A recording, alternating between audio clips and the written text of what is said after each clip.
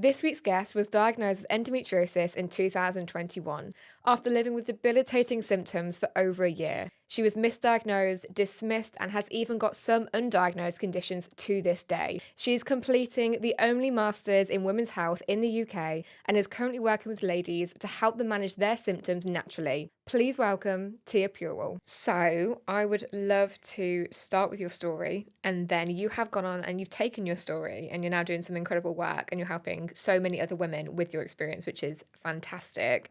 But if we start with you, you lived with really debilitating symptoms for a long time. So tell me about that kind of symptom onset that you were living with. Yeah, so the first time I actually, now looking back, had an endo flare was when I was 17. And I didn't know then that that's what it was. But I had about, I want to say over a month of severe nausea. And I couldn't eat. I was just sleeping all the time. I didn't know what was going on in my body. And I thought it was anxiety and maybe my mental health making me feel nauseous. And it was really weird. And now I know I'd actually had a stressful situation happen and that had triggered those symptoms to flare, and that lasted for about a month. But because I didn't know what was happening, I then wasn't eating, and then I lost a lot of weight, and one day it just went, and then I didn't have symptoms again until I was 19 or 20, or at least symptoms that I was aware of them being debilitating, if that makes sense. It was really weird. I had that month of severe nausea, and then when we went into lockdown, that's when I started, yes, it would have been 19. That's when I started having fatigue and being like, why can't I do certain things? And why am I feeling like this? But because we were in lockdown, I just thought, oh, it might just be because I'm not going outside as much. Or I'm not doing as many things. And kind of just fobbed it off and was like, it is what it is. And then again, there's nothing TMI here, but I had weeks of no solid poos. And I was like, this isn't normal. This isn't what should be going on. And I called my GP, and they just kept saying you're pregnant, you've got a tummy bug, you've got this, you've got that. They told you were pregnant? They made me take a pregnancy test every time I called. Seriously? Every time I called for about a month, I had to take a pregnancy test. And I was like, I've literally just took one last week, and they made me take another one. Oh my God. And you were 19? Yeah, 19 going on 20, could have been 20 at this point. The years of that kind of merged into one. Yeah. But yeah, it was insane. That's ridiculous. Oh my God. So I'm guessing because of COVID, was that the time when you were having these conversations with the doctor, it was not face to face? Yeah, so it was over the phone. And then as we came out of the lockdowns, I was then pushing for it more because I couldn't even I was training to be a PT and I couldn't go into a gym because the vibration of a treadmill on the floor was adding to my nausea. Oh my God. So I couldn't even deal with any form of motion. I couldn't go for a walk without feeling dizzy. And they were just here, take these nausea tablets. But then the nausea tablets made you more dizzy. So then you couldn't do much. And I was just it's just a cycle going on and not getting any answers. And one of my family members has IBD. So they have Crohn's, and my doctor thought it was that. And because it had a family history, they really pushed for those tests. Okay. I got a colonoscopy really quickly. I got an MRI really quickly, but obviously came back clear because that wasn't what was happening. But because I had bowel symptoms, that's what they thought it was. But yeah, and then I started getting painful sex, and that became a problem. But I never told anyone that. I just kind of dealt with it and was like, hey, well, this isn't obviously it's not nice. But I never told a doctor that I'm struggling with that because you're not made to feel like you can. And when they're already dismissing all these other symptoms, if I'm gonna turn around with that, I couldn't see them doing anything helpful. I've been told to take peppermint capsules so many times. I was just like, this isn't gonna go anywhere. But when they were then telling me to take a pregnancy test, I'm like, I've not had sex. I can't. I don't know how many more times I can tell you that. So it was just bizarre. I mean, if you're happy to, I mean, the painful sex is such a big thing. It's so intimate, and I experienced exactly the same thing. I remember thinking, because I was 5'1" and really petite, I was like, this isn't, it got worse with time, but initially I was like, this isn't great, but I have nothing to compare it to when you first have a partner and things. And it was is it just because I'm small? Do I just need to put up with it? It's discomfort, maybe it's not a thing. It's so intimate and such a difficult experience to have at all, and then try and think about or work out what's going on. How did you kind of experience that? And I was going to say manage that, but I think it's a very difficult thing to manage. Yeah, I mean, I think because I'd had a time where it wasn't painful, it was quite easy for me to go, okay, this isn't right. Okay. Like, it was like almost, it was okay. Like, there was times when it was uncomfortable, but it was never painful. And then it became painful. And then, like, and then luckily, I mean, it's not even lucky, this is what all men should be like, but my partner was very understanding, and there was never any pressure to do anything. Of course, it did affect intimacy and it did affect that side, but it wasn't, for me, it didn't affect my relationship overall, and it didn't affect me because then that was happening. I do sometimes think who your partner is or who you're having those intimate moments with, that can then make something that actually is not a normal thing, having painful sex, but shouldn't be a taboo thing or made to feel like you should just get on with it. Yeah. I wasn't made to feel like that, but it was just frustrating. And I remember the first time I had sex post-surgery and it wasn't painful, I then got overwhelmed and cried. And I'd already cried because it was too painful before. And then I got overwhelmed and cried after. And Hannah looked at me like, what's wrong with you? Why do you keep crying?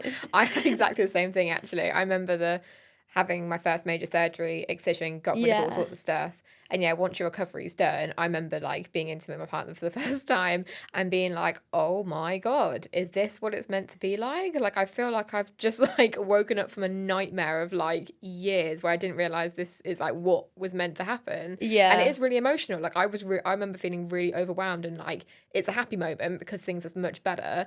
But there's just like, there was tears, there's a lot of emotion because it's like, whoa, okay, this is a lot to digest, that this is what it's meant to be like. And you feel broken for so long. Like, you feel like my body's broken. Why am I broken, or why am I this? Like, even when I got my diagnosis, I just bawled my eyes out because for so long you felt broken. And I'd been told by countless doctors, there's nothing wrong with you.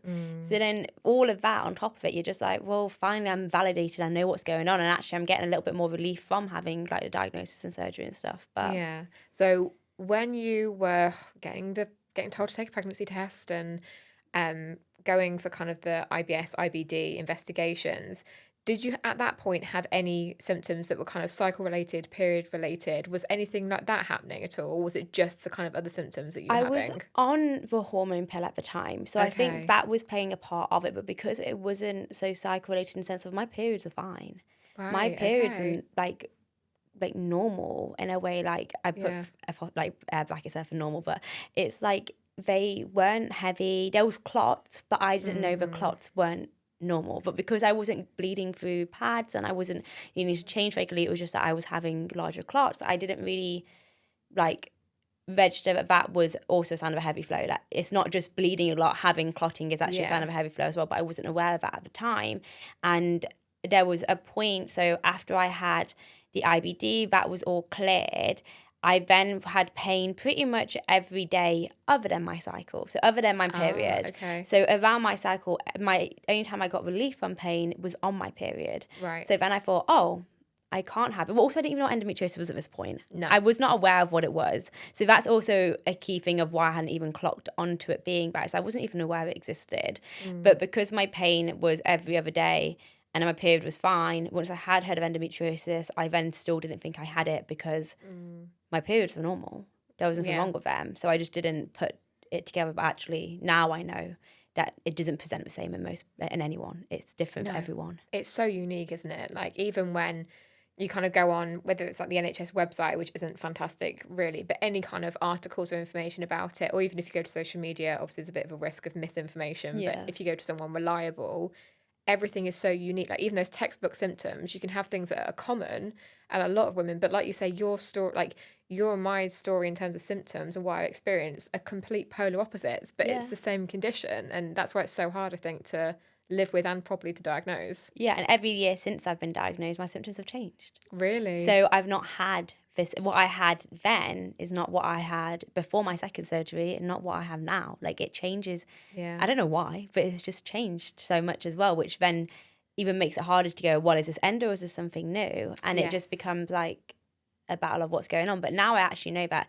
painful bowel movements is actually one of the key symptoms that distinguishes endometriosis from other conditions, which I wasn't aware of before, but I'd seen like a company have an algorithm of like endo symptoms, and that was one of the ones that was like almost stood out on its own. Oh, wow. Which I wasn't aware of until I'd seen that. But it was just one of those things where you have like bowel movements being not okay, and you just think, oh, it's IBS, and you're told it's IBS. Yeah, of course, and that's the go-to thing, right? When we think about bowels, always.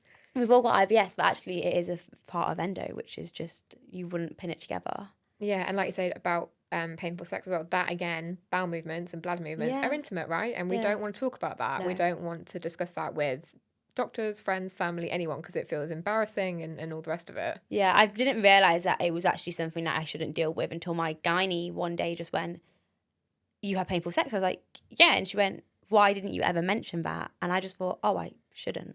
I never thought I should mention it. And she was like, no, that's not okay. Like, your quality of life, that's something that we can manage and we can do things to help that. And like, there's pelvic health is in. There's all the things that I know now that you can do to help it. But because you don't feel like you can talk about it, you don't know those things are accessible to you. Yeah, definitely, because it's not, the conversations aren't there, are they? Especially early on. So you've also mentioned when we spoke before this conversation that you have tried a lot of different contraceptions. So the amount of medications that you were put on. So where does that fall within your journey in terms of to getting a diagnosis or having one? And what did you try? What was it like? So when I started actively having sex, I went on a birth control just because I just did. And when not because I just did, but because you kind of told at that age, like, oh, make sure you're protective, go on it. And so like I did. And then the first 2 periods of those were debilitating. Okay. I couldn't move. I was like in bed, like hunched over. And I don't know whether that was a symptom of endo back then or whether it was just a hormone pill when you go onto it.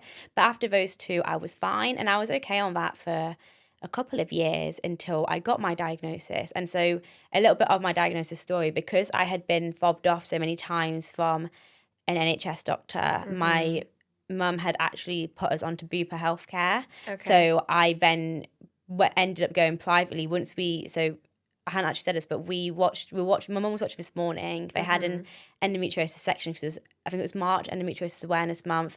And she went, Tia, sit down, this is what you have. And because we'd finally had something that reflected my symptoms, and mum then went, okay, now you can go contact your GP and say you're going to get a gynae referral because we have something that we think it is. Yes. But until then, we had no idea what it was. So then I ended up getting diagnosed privately. So my diagnosis, like timeline of my first appointment with my gynae to getting diagnosed was 4 weeks, and every week I had something else. Wow. So it was very quick, and then because that was so quick, I had no time to research anything.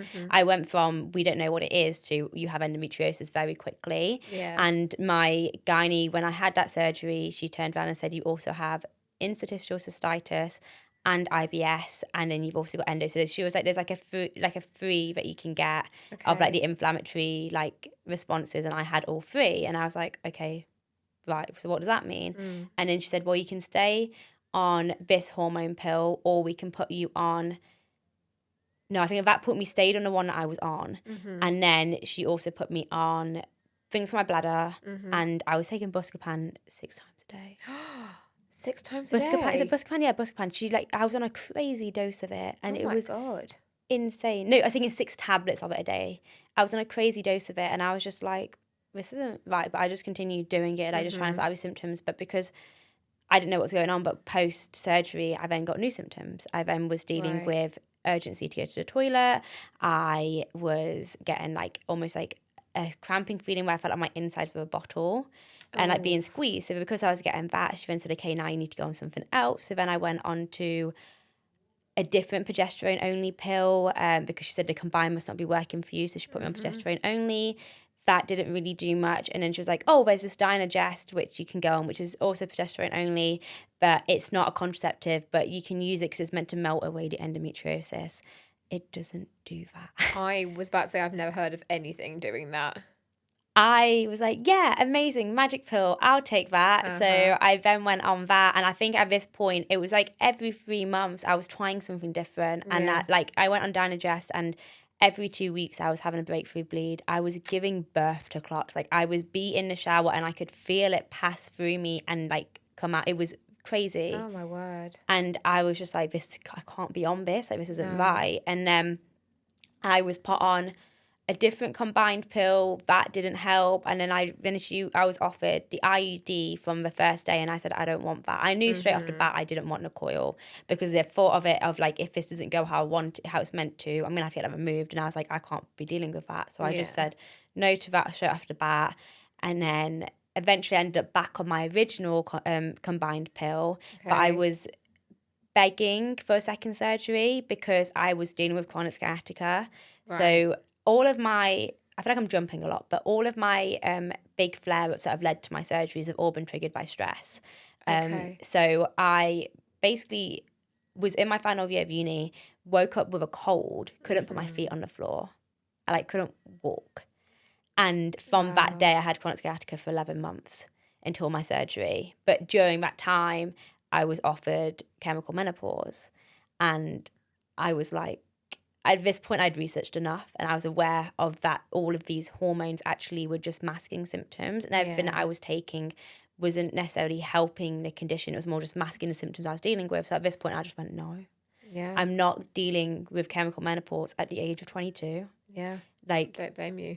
I'm not doing it. And I put my foot down on that, and then I got my second surgery. But I think if I hadn't been as headstrong, I would have gone through it. I would have gone for chemical menopause. I would have gone for the IUD. Because if you don't have the information, you just go, oh, the doctor's telling me to do it, I'll do it. Of course, yeah. And I actually did. I did pro-staph. I did the artificial menopause with the HRT patches that you stick on your leg. It was horrendous. The hot flushes, the side effects, the fact that, like, I remember a really scary conversation with the endo nurse, and she was like, we really hope this works. We really hope it suppresses everything. We think it will work for you, but you can only have it for a really short amount of time because, oh my God, the risk of osteoporosis is just so high. And I was like, wait, sorry, hold on. I'm at university, I'm 20 years old, and you're telling me I'm going to get osteoporosis because of something you're injecting me with? Like, seriously? Yeah, it wasn't a pleasant experience at all. It's almost like a lot of the treatments that we have, like there's no treatment actually for endo. No, there isn't. It's a lot of like, obviously these hormone pills, and I'm not going to demonize them, they can help some people. And chemical menopause can help some people. Unfortunately, I'm yet to hear a story where it has. But you're basically trading the symptoms of endo for menopause. Yeah. You're not, like, I don't know why we're then being told, oh, go through menopause instead because that'll be easier. But it's not. Menopause is its own thing in itself, and so many women deal with that. So why are we now telling young women to almost fast track themselves onto it? Hey, yes, it's not going to affect your fertility. And they all say, as long as it doesn't affect your fertility, it's fine. But you're still dealing with those symptoms, and it's a lot. And also the risk of osteoporosis is crazy, and the risk of so many other things as well. Like, it's going to affect you so much more than actually just not even dealing with the endo symptoms, but having other ways to manage the endo symptoms. Like, I don't know. I don't understand why we are encouraging women to go through so many extreme hormone cycle changes simply to manage a condition that they don't even know if it's going to work. Yes, you're exactly right. We don't have an endo treatment, which is a massive problem and has got so much to do with lack of research and development and misogyny and women's health not being a priority and all the rest of it. But we are just, like you say, basically taking medication and things from other areas in women's health that, again, have not even got that much research themselves. Like the contraceptive pill, there's a whole issue with that in itself in terms of the research and development. But we're just taking other things, being like, oh yeah, that might work. Like, let's just put that across to endo and hope for the best. Yeah, when it all, like, I'm gonna get my little like brainy hat on here, but like it all stems from like how it has one pathway, and it's not even a key one. One theory of the cause of endometriosis is estrogen encourages growth. So all of these treatments have come off of that. Yes. It's not even confirmed if that is the cause of endo. It is one theory, and the list of theories is long. They don't know, but yet all of these treatments are put on with, we must suppress estrogen. Yes. But actually we also need estrogen. It's really important. And so it's like, so what are we going to do here? And not once has my hormones level been tested.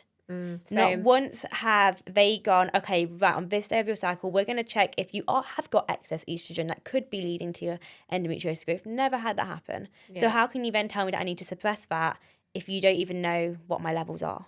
Yes. And we're not even knowing if that actually is causing it. And I think that's what I just can never really get my head around, is that a lot of how we manage it is quite extreme ways of managing it. And the theory behind them is so minuscule, and it's not, I don't want to say it's not anyone's fault. Like, obviously we've got to do with the information that we have, but more research is needed, and that's just the biggest problem. We just need more research overall. Yeah, absolutely. You're so right. And talking about extreme ways to manage it, you mentioned obviously you've had a few surgeries as well. Yes. So what kind of surgeries have you had? Because obviously there's a lot of misinformation and a lot of worry out there and fear about surgery at all, and then the different types of surgery that women can have. So obviously surgery itself as well isn't exactly the best way to manage it in regard to, depending on your surgeon, you don't know what's going on inside you. No. And they can leave a botched job. And I have heard quite a few people who have had botched jobs and ended up with a lot more scar tissue, and that's been causing symptoms. And it is, every time you're cut open, you are then at risk of more scar tissue, and that is causing a problem. I actually have had ablation surgery, which I know is not the better surgery option to have. And so I'm currently doing a master's in women's health, and I've had a couple of endosurgery surgeons come in and talk about this, and it's still actually hotly debated amongst surgeons on what's better. I will stand on the ground that if you have deep infiltrated endometriosis, you must have excision surgery. I completely agree. agree. That is the only surgery you should be having. However, I have been okay with ablation, but I do not have deep infiltrated endometriosis, and that is the key change in that. I am stage 1/2. The growth of my endometriosis is not deep, and it wasn't on any of my ovaries or anything like that. And when it comes to having endometriomas, they have to be excised. They cannot be drained. They cannot be ablated, whatever, if even that's a verb. They have to be excised, and it has to be careful how they're doing it, because each time they are pulling out endo, they're also pulling out tissues from your organs. Yeah. So that's when some surgeons will then lean into ablation, because depending on the growth that you have, excision isn't necessarily the best route for you in regard to, are they then going to be causing damage to what they're pulling out, if that makes sense. Yeah, and I think this is such an important conversation, because I think there are some great consultants. My consultant is fantastic, and he's done all my surgeries, and he is absolutely phenomenal, and I trust him completely. And there are good ones out there, but like you, I talk to so many women that never have an informed discussion about the types of surgery, how that relates to their type of endometriosis, and what is actually equivalent to them. So I think breaking it down is really important. So like you say, there are three, if you can talk us through it, because you explained it so beautifully, there are obviously three types of endometriosis: the superficial, the deeply infiltrated, and the endometriomas. Yeah. And then you've got, like you say, ablation, which I went to an endo conference, actually. It was really interesting. And obviously we think about laser ablation. Yeah. And then I actually got to see, I think what it's called is like helicare or something along those lines, which is helium ablation, which is seen by some as like almost a better version of ablation, and might be working a bit better, which is really interesting.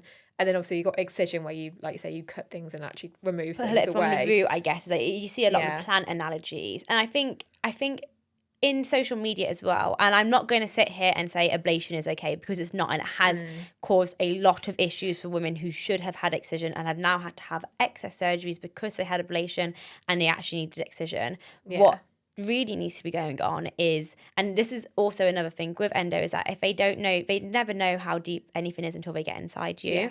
And for me overall, I just think, if you're going to be an endometriosis surgeon, you should be able to do both. Yeah. There should be no reason of you just doing ablation, because now that patient doesn't have a choice. They are with you, and all you can do is ablation. But what if they actually need deeper and they need it being removed, and now they don't have that option, and now they've been cut open with someone who can't actually perform the surgery that they need, and now they're needing to then probably within a year have another surgery to manage that, and that's going to cause further issues, because you're now cutting them open again and causing more scar tissue.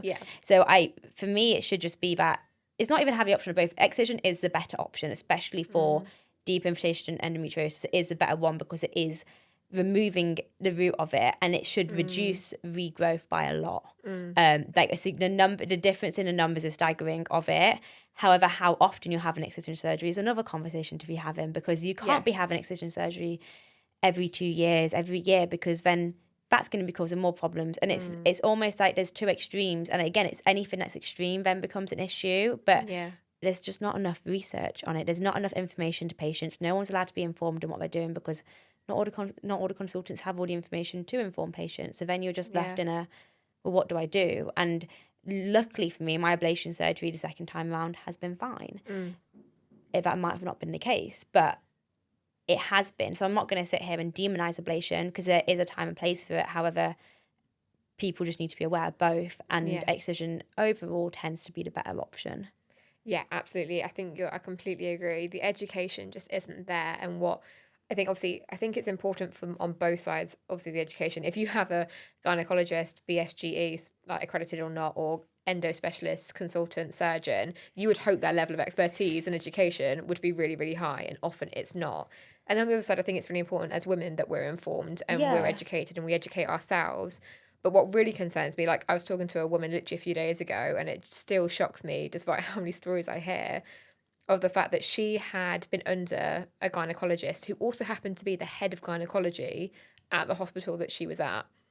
And the head of gynecology turned around to her and said that because she was in pain outside of her menstruation phase and she was having pain like around ovulation and other days and really extreme pain, it couldn't be endometriosis because it wasn't period pain. I know, that is literally the face that I made. I was talking to a message and I read this message and I was like, you have got to be kidding me. You are the head of gynecology. It's like, what? It's just insane. And I'm not going to sit here and say, I know everything about endometriosis. I'm still learning. Everyone should still be learning because information is still coming out.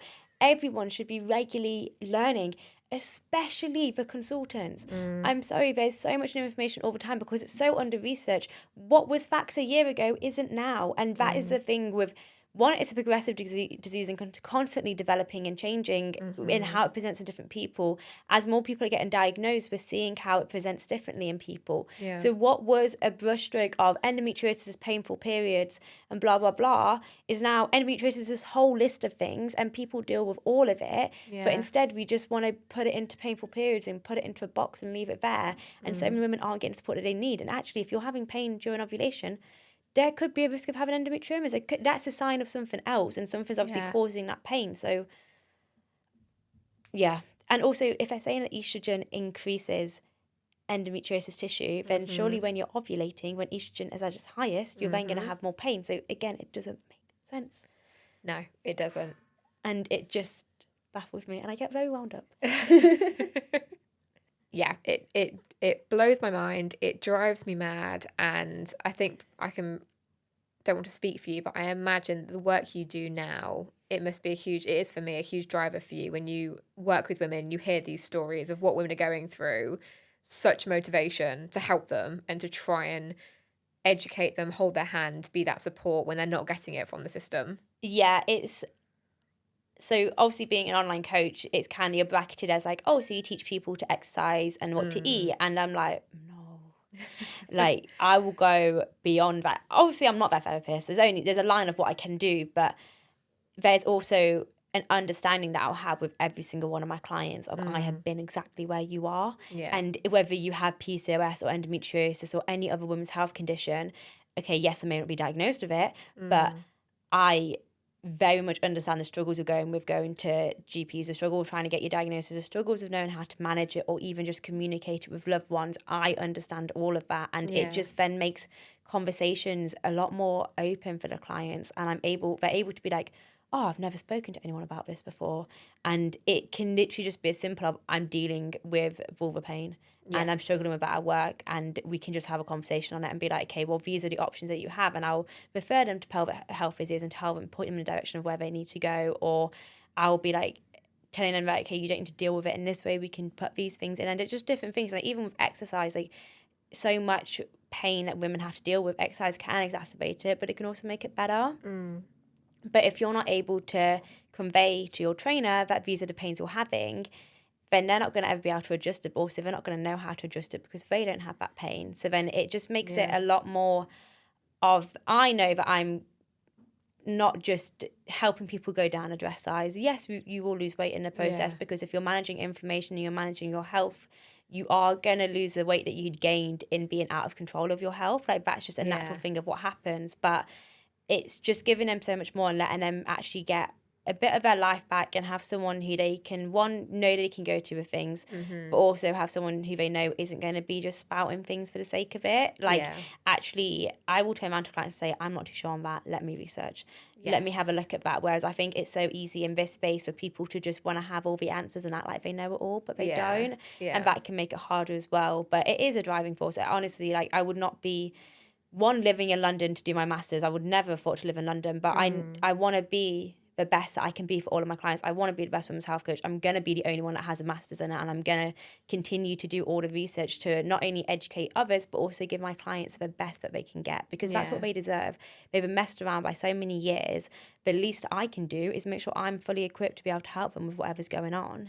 Yeah, and I think that's inspirational, and I wish that the people that we're talking about in the system that we've both experienced had that attitude as well, because I think it would make a huge difference. And I think many do, and like I say, there are so many good ones. But again, I hear so many stories of ones that just feel a million miles away from having that attitude. Yeah, and even within, like, so taken away from medical professionals, looking within other people who put themselves down as women's health coaches, and even that's a whole thing in itself. Obviously, there is no qualification on it, and even the day that I put women's health coach in my bio, I went, but I'm not, what even is, I was like, I don't have a thing that can say I'm a women's health coach, but I was like, I know that's what I do, and I know that that is what I help with, but there's people that will just put it in just because it's trendy. Yes. And currently right now, hormone balancing is trendy, managing cortisol is trendy, making sure that we're in tune with our bodies really trendy. And you see trainers who a couple of years ago were pushing HIIT workouts and pushing you to track your calories and be like, how much have you burned in my workout today? And really pushing all of that. And I'll be like, look at me, I've completely transformed my life. I'm all of this and I'm all this hormone stuff. And it's like, you're doing it for a trend. Yeah. And that's what I really struggle with it all. And I'm like, and I have my clients come in and they'd be like, oh, I had a coach before who'd done this and they said that they could do, like, they knew how to manage women's health, but they told me to do all these things that actually make it worse. Yeah. And I was like, it's just dangerous in itself as well, of it being trendy and people, unfortunately, just wanting to jump on it and seeing it as a bit of a cash grab. And it is really sad to see. And it's not everyone, but there's more than enough I see in there, unfortunately, the ones that have the loudest voices. And because they're saying things that they know people want to hear, because people do want a magic solution. Oh my God, you literally took the words out of my mouth. I was about to say, my real bugbear with this, and you're absolutely right with everything you just said, this whole like social media influencer area, is the fact that obviously you just said it, as humans, we want a quick fix, don't we? We want the immediate we want the immediate gratification, and we want our lives to be made easy, because when we're dealing with these symptoms, life is incredibly difficult. So of course we want someone just to wave a magic wand. And we're in a fast society. Yeah. Everything's fast. You message someone instantly. You need something, you get it. Everything, all the information is in your palm of your hands. Yeah. Why wouldn't you then want this to be fixed quickly? It's almost like I can't blame them for wanting that, but I can get angry at the people that are promoting it, because... Absolutely. And like you say, they have the biggest voices. And what does my head in again is the fact that I've seen it, so many of the people that genuinely do fantastic work and have the lived experience, and they start the accounts and they have an amazing community and they do make a massive difference to the people that follow them. But then very quickly, it's like this transition into, I'm going to do an ad for every single thing that I get sent. I'm going to push every single product. I'm going to basically take every deal. Yeah. And I get it. We've all got to make money. We've got to pay the bills. Like, I get it from that point of view. But I have a real issue with it, because I'm like, you are promoting the message to women with these very complex conditions and unique circumstances, because everyone's different, that they can just buy all these products and that's going to fix their problem. And then we get away from actually wanting to put the time and the commitment and the investment in actually working on yourself, because it's your body that you've got to focus on. And I have had countless emails on things to do, and a certain supplement brand, I didn't even know it was a feature on Instagram, but you can get like partnership messages through, which this brand, who I will never ever promote, I'm not going to say the name now, but they have actually changed the name of their supplements. They had a PCOS supplement, which was myoinositol and folate and a mix. They've now just called it myoinositol. And like, when you're seeing in real time brands retract statements that they want to put out, and I've seen influencers promote it, I just go, you guys don't even know what you're doing. You're just doing it for the sake of it, and because people are going to click on the link, people are going to use a discount code, and you're going to get that little bit of commission. And it's just crazy to me. And there are times when people be like, why don't you be a bit more clickbaity on Instagram? You'll get more reach. No, I'm not doing it. The people that I want to speak to and the people that I want to reach out to and have as clients are the people that know that is all rubbish, that is never going to work. And I will be more mild in how I talk about things, and I'll be more like, all you really need to do is just manage your stress, and not manage your cortisol spikes. Genuinely manage the mental stress that you have, because you're dealing with a condition. You're going to be mentally stressed out all the time. You're not going to feel like yourself. Manage that. Also, 9 times out of 10, most people I talk to endo miss meals. Yeah. And skipping meals is damaging your health more than you even know. I did it. I was guilty of it. And I know so many people that I talk to, and they're like, oh, I was like, what do you have for lunch? Oh, chocolate bar. And I'm like, I know you're struggling with your health and it's not my place to give unsolicited advice, but I'm like, whenever I hear it, I just go, this is why it is then harder for you to manage it. It's little habits like that. There is no magic solution. The magic solution is eat 3 times a day, get 8 hours of sleep, move lightly to help with it, and manage your stress. That is it. And that is all I'll ever promote. And there's people that did used to promote that, saw it not really go very far, and then have switched to wanting to promote more quick fixes, wanting to promote hormone cocktails. Oh, honestly, I can't. Some of the things that I've seen are actually insane.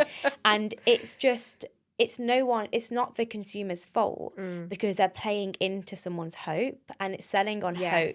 Yeah. And that's just what I can't deal with. I've actually seen a lot within the women's health space, and I will end up going on a tangent, but I'm not going to go there, but where it's all just playing on hope.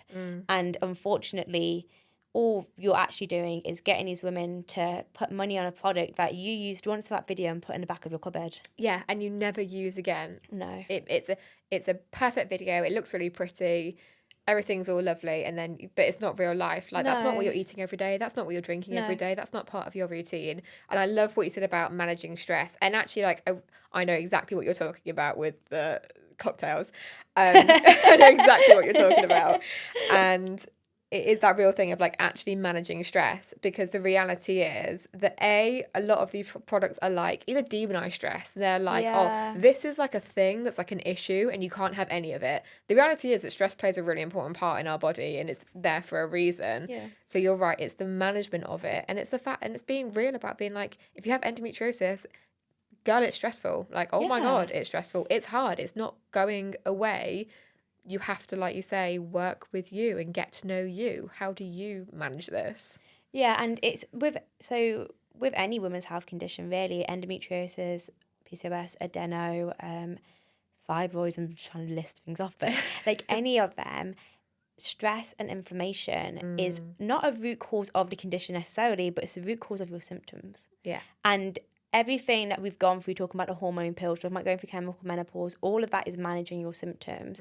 But if a lot of your symptoms are caused by inflammation, then let's manage that. And I'm not talking about doing the AIP diet or doing anything extreme. No. I just mean simply do things that are going to reduce it. So make sure you're getting enough sleep, because if you're not getting enough sleep, your body's going to be tired, and then that's going to increase your inflammation. Yeah. If you're eating foods that you know straight away you bloat or you feel tired from, even just feeling tired after you eat a meal, that is a sign that your body is slightly inflamed from that meal. Not crazy, it's all slight little bits, but managing those slight bits of inflammation and not even cutting anything out, but just reducing how often you're having those foods, switching those foods to more whole foods, reducing certain like processed foods.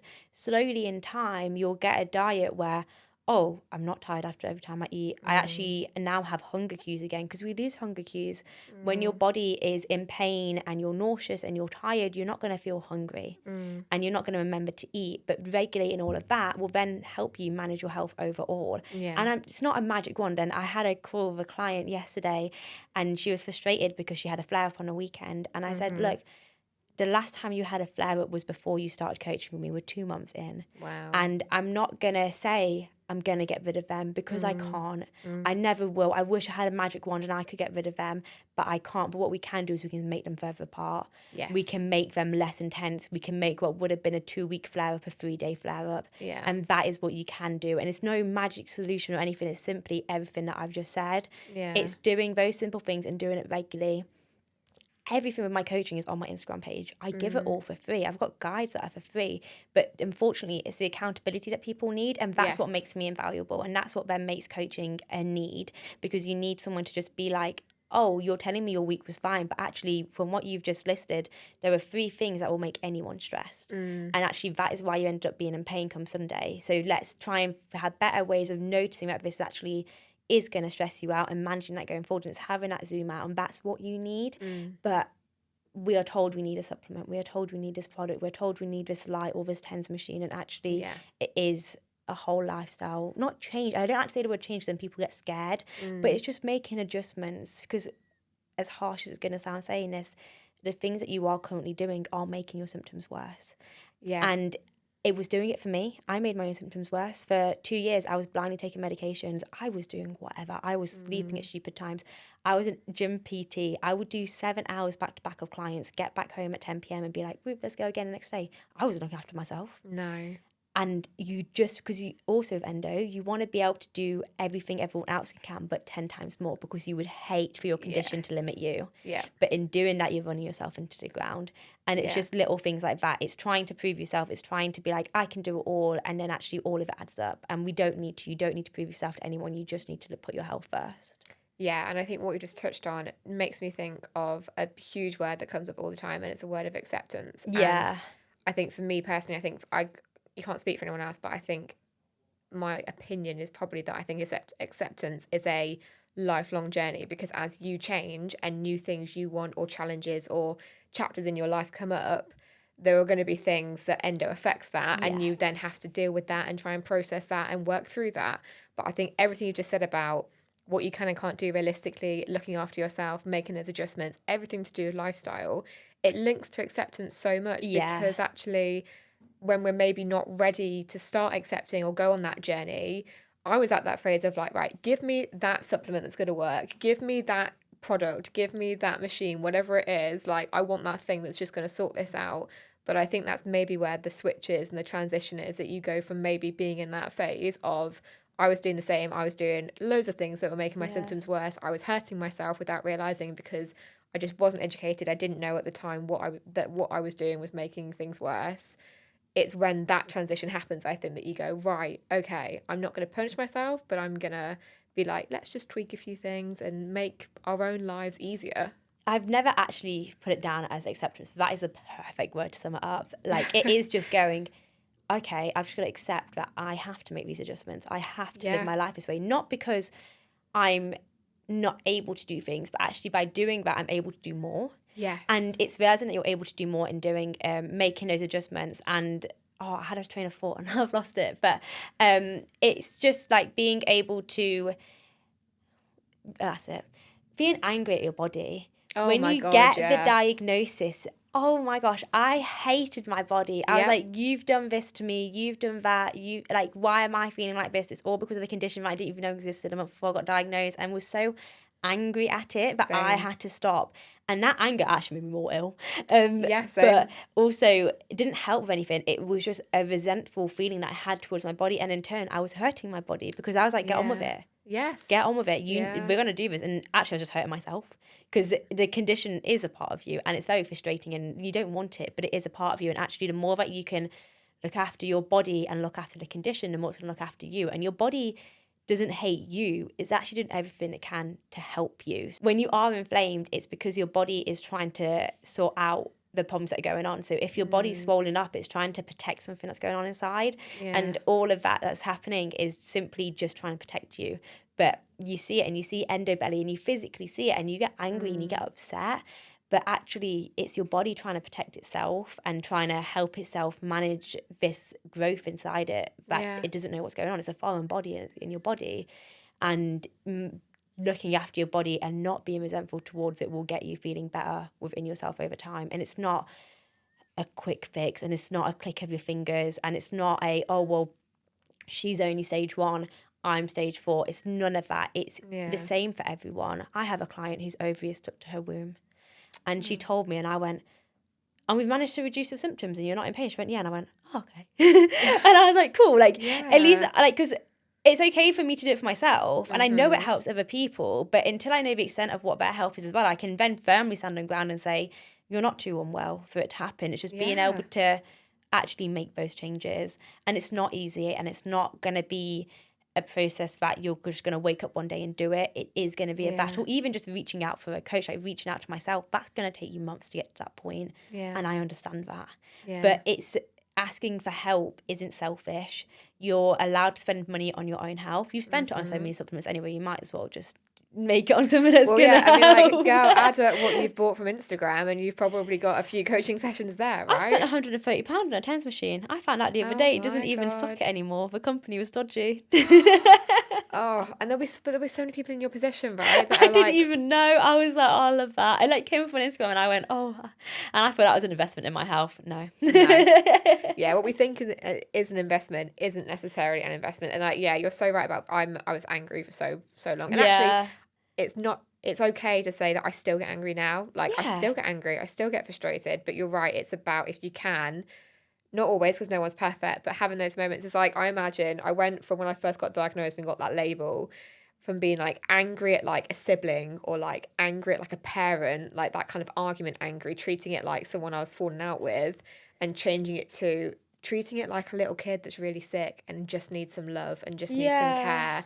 and like trying to think about it that way, like you say, your body's trying to protect you, bless it, it loves you, it's trying to help you, and you're just trying to change from like, I'm angry at you, I hate you, I'm fighting you, to, oh, okay, like let's look after each other, let's try and be a bit softer and a bit gentler to each other. Yeah, and it is like, you would never ever talk to a loved one how you talk to yourself. Oh my God, no. Ever. Oh my gosh, some of the things that I've said, if I said that to anyone, I'd be cancelled straight off the bat. Like, yeah, the way that you talk to yourself and how you talk to other people is so different, but we say it's okay. And actually treat yourself how you would treat others, and give yourself that acceptance. And I have to sometimes go, treat yourself like a client.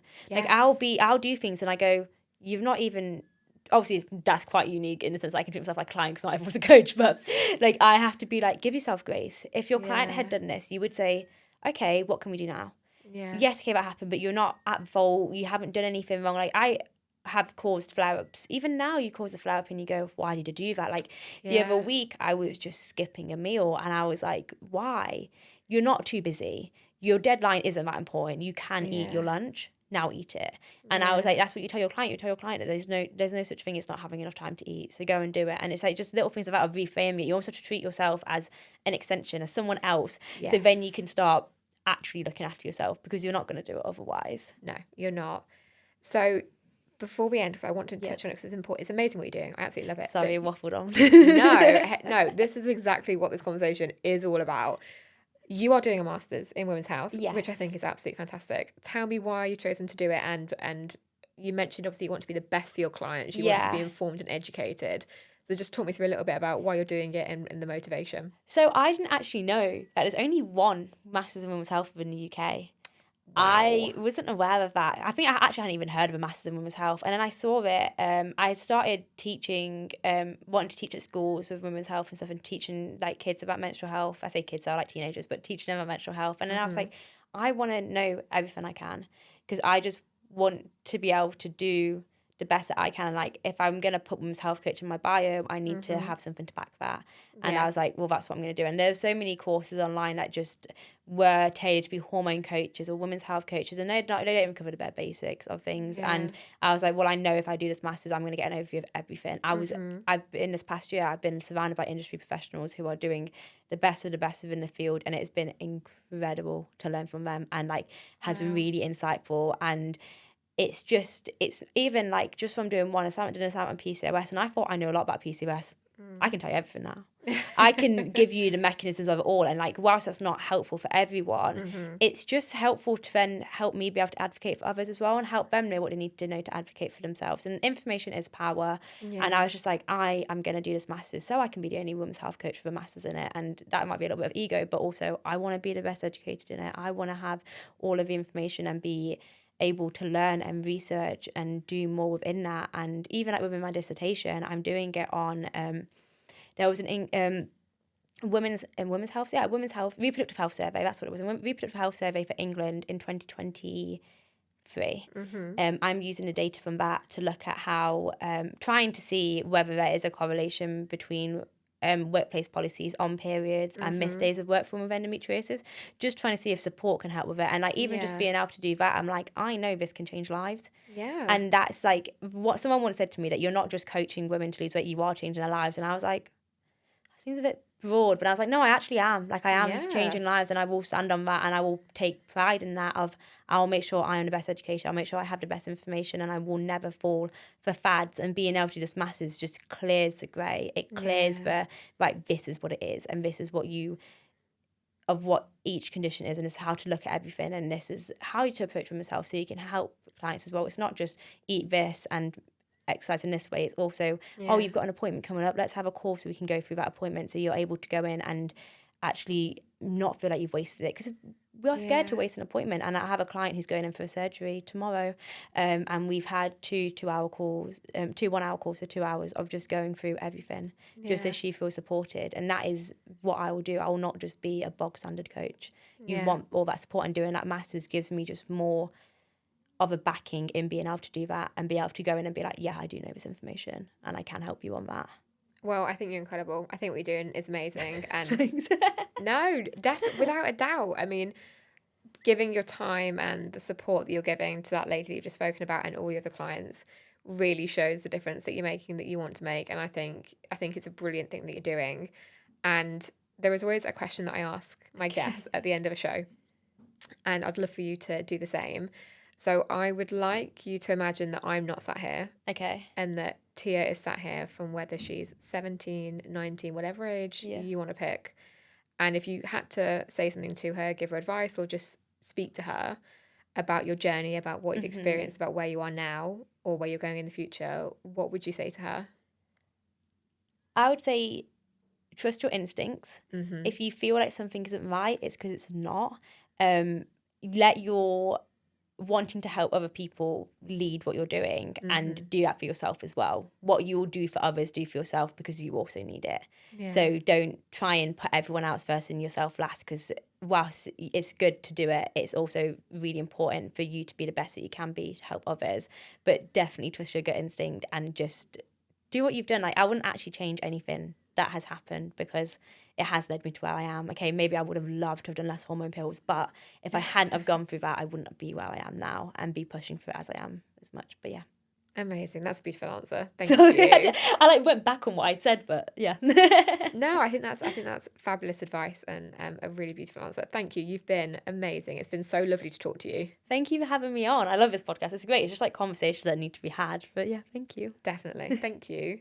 I loved our girl chat this week. Thank you so much for listening. If you enjoyed today's episode, then don't forget to hit the follow button wherever you're listening. To find out more about us or today's guest, then head to the show notes. Until next time, I'm Alexandra, and remember, it's not just a period.